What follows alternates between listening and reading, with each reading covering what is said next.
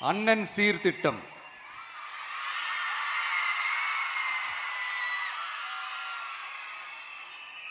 ஒவ்வொரு குடும்பத்திற்கும் மிகப்பெரிய மகிழ்வை தருவது அந்த குடும்பத்தில் நடக்கும் திருமண கொண்டாட்டம் தான்.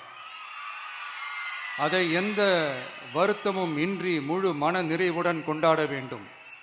அதற்காகவே நம் தங்கைகளின் திருமணத்திற்காக 8 கிராம், அதாவது 1 பவுன் தங்கமும்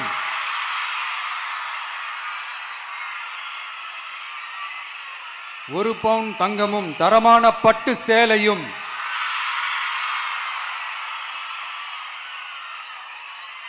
தாய் வீட்டில் இருந்து அண்ணன் சீராக அளிக்கப்படும்.